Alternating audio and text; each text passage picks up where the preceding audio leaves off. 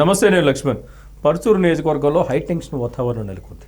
Granite ఫ్యాక్టరీల మీద mining అధికారులతో పాటు వైసీపీకి సంబంధించిన కొంతమంది నేమ్ ప్లేట్ లేకుండా వాహనాల్లో వచ్చి కారం ప్యాకెట్లు, ఇనప రాడ్లు, కర్రలతో గ్రానైట్ ఫ్యాక్టరీ యాజమాన్యులపై, అంటే ఈ టీడీపీ సానుభూతి పరుల గ్రానైట్ ఫ్యాక్టరీలకు సంబంధించినవి ఈ యాజమాన్యం పైన దాడి చేయడానికి, అదేవిధంగా అడ్డుకున్న అక్కడ ఎమ్మెల్యే ఏలూరు సాంబశివరావుపై కూడా దాడులు చేయడానికి సిద్ధపడ్డ పరిస్థితి తాజాగా మనకి బ్రేకింగ్ న్యూస్ ద్వారా అందుతుంది. ఇదే అంశంపైన మనతో మాట్లాడడానికి ప్రముఖ సీనియర్ జర్నలిస్టు సత్యమూర్తి గారు ఉన్నారు. ఆయనతో మాట్లాడే ప్రయత్నం చేద్దాం.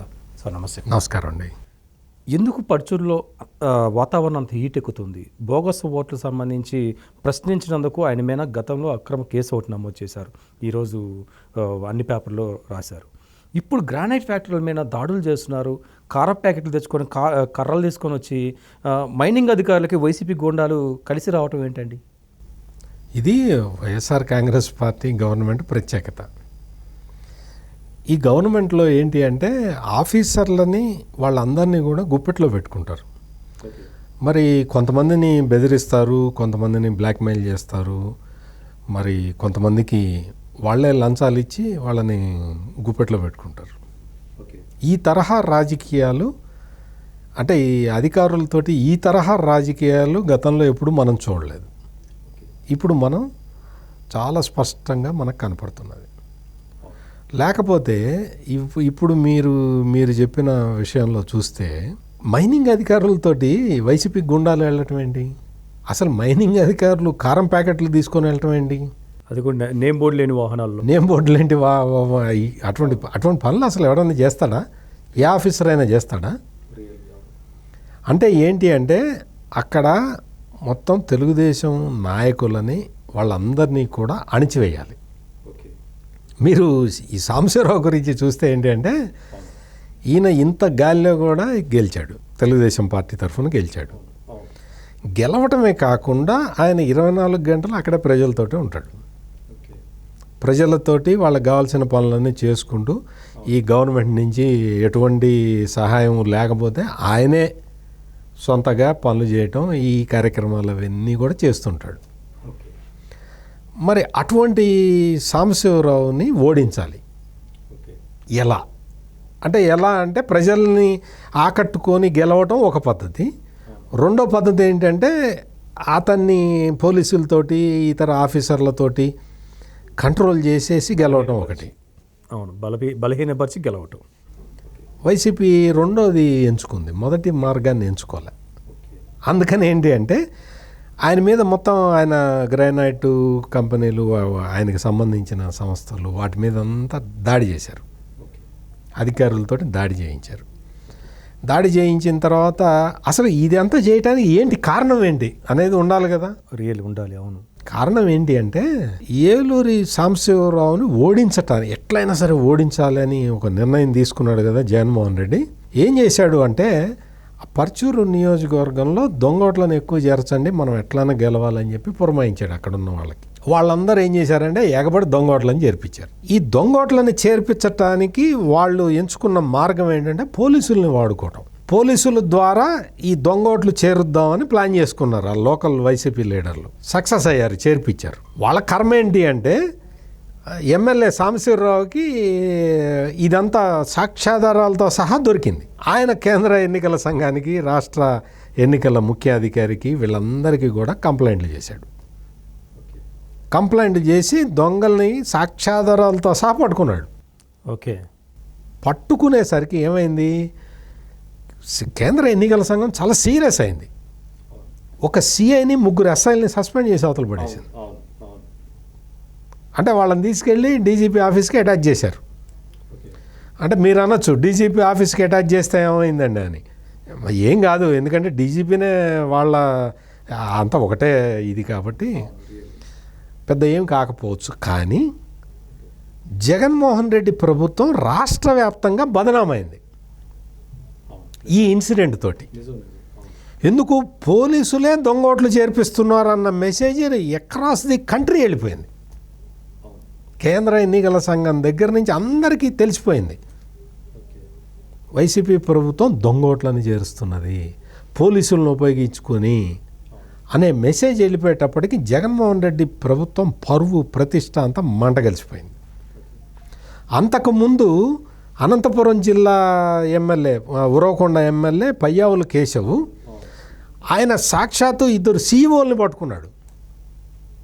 దొంగోట్లని చేర్పించారు, వీళ్ళందరూ దొంగోట్లు చేర్పించారని సాక్ష్యాధారాలతో సహా కేంద్ర ఎన్నికల సంఘం మీద వాళ్ళు విజ్ఞాపన పత్రాలు ఇచ్చి దాదాపు 9 నెలలు పోరాటం చేస్తే ఒక ప్రజెంట్ సీఈఓని ఒక మాజీ సీఈఓని తీసి వదిలి పడేశారు. అవును, చూసాము. అవును, ఒక 8 మంది వీళ్ళు ఉంటారు కదా, బిఎల్ఓలు, బూత్ లెవెల్ ఆఫీసర్లు, వాళ్ళని సస్పెండ్ చేశారు. అది కూడా నేషనల్ ఇష్యూ అయింది.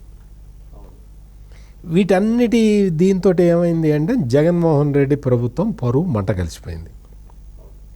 మరి ఇట్లా చేసిన వాళ్ళని ఏం చేయాలి? మామూలు రాజకీయ నాయకులైతే కొంచెం సిగ్గు తెచ్చుకొని తమ దీన్ని నడవడికని కొంచెం మార్చుకుంటారు.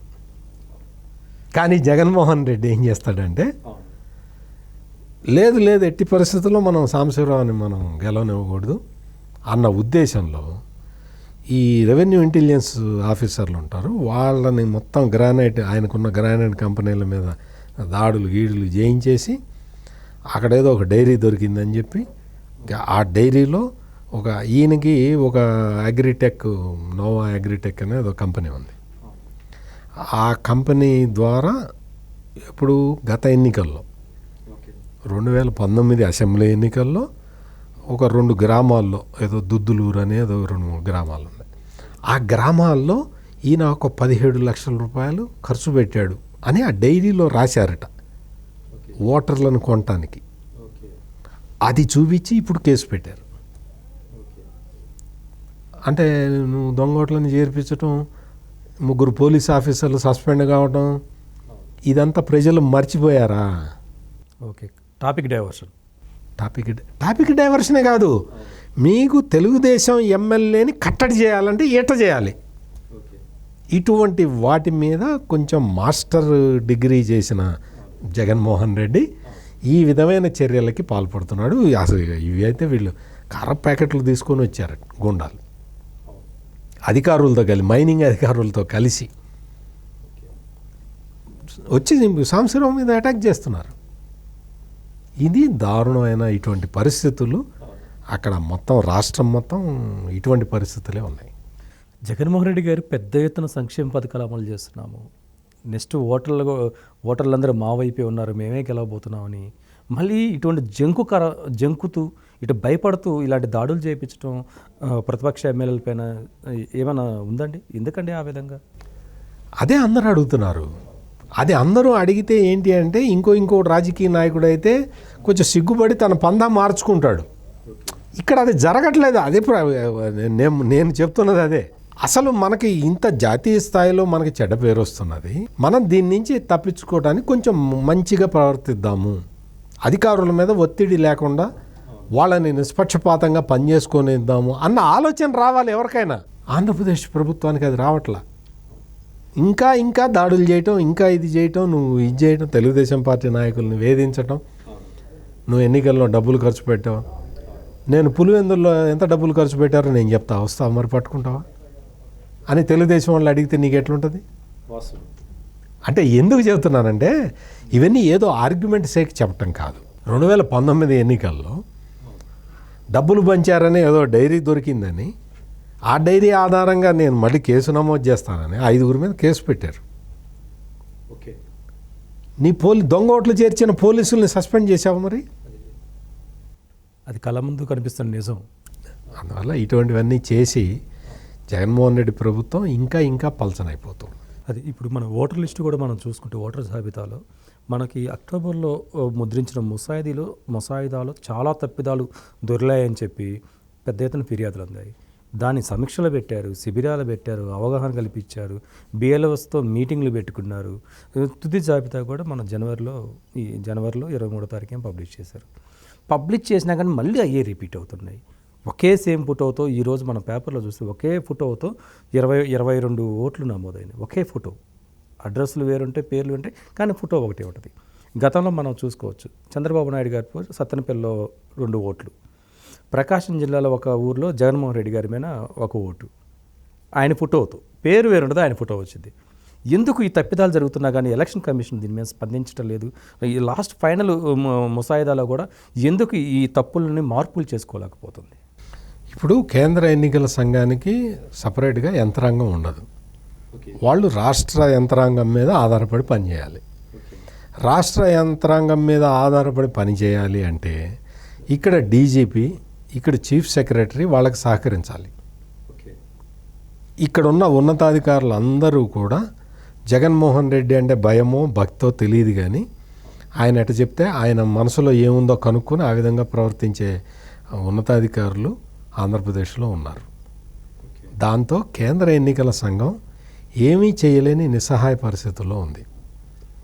వాళ్ళు ఏదో ఒకళ్ళిద్దరి మీద చర్యలు తీసుకుంటున్నారు, కానీ మీరన్నట్టు ఫైనల్ ఓటర్ల జాబితాలో కూడా చాలా తప్పులు ఉన్నాయి. ఈ తప్పులన్నీ బస్సు మరి కేంద్ర ఎన్నికల సంఘానికి కూడా ఇవన్నీ అర్థమవుతున్నట్టు లేవు. వాళ్ళు ఏదో మొన్న వచ్చి స్ట్రాంగ్ వార్నింగ్ ఇచ్చారు. మొన్న ప్రధాన ఎన్నికల కమిషనర్ వచ్చి దాదాపుగా 6 జిల్లా కలెక్టర్లకి స్ట్రాంగ్ వార్నింగ్ ఇచ్చాడు. ఏమన్నా మార్పులు జరిగినాయా? లేవు.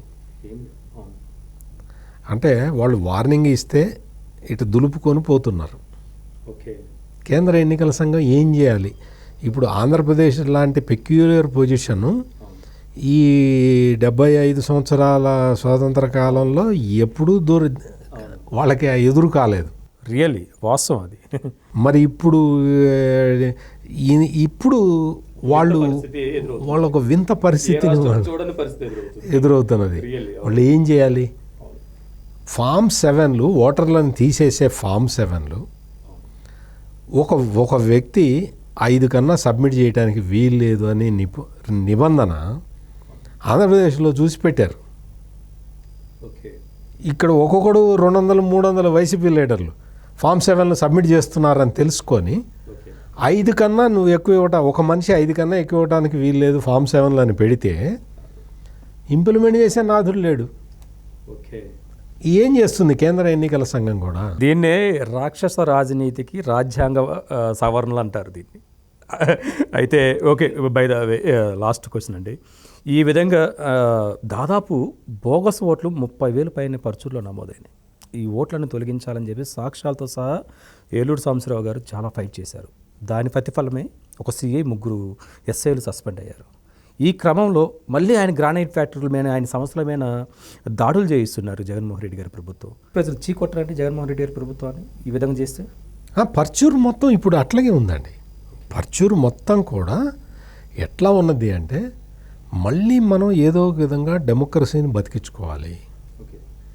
మళ్ళీ తెలుగుదేశం పార్టీ వస్తే తప్ప ఇక్కడ ప్రజాస్వామ్యం బతికే పరిస్థితి లేదు అనే సిచ్యుయేషన్ పర్చూరు మొత్తం వ్యాపించి ఉన్నది. అందుకనే వీళ్ళు అధికార బలాన్ని ఉపయోగించి సాంబశివరావుని కంట్రోల్ చేయాలనే ప్రయత్నంలో ఉన్నారు. మరి అది ప్రజలు కూడా మరి హర్షించట్లేదు. ఓకే, ఇది మొత్తానికి పర్చూరులో నెలకొన్న హైటెన్షన్ వాతావరణం. ఏలూరు సాంబశివరావు గారు సంస్థలపైన దాడులు చేసి ఆయన ఆర్థిక మూలాల మీద కొట్టే ప్రయత్నంలోనే జగన్మోహన్ రెడ్డి గారు అడుగులు వేస్తున్నట్టుగా చాలా సుస్పష్టంగా అర్థమవుతుంది. మరొక అంశంతో మళ్ళీ కలుద్దాం.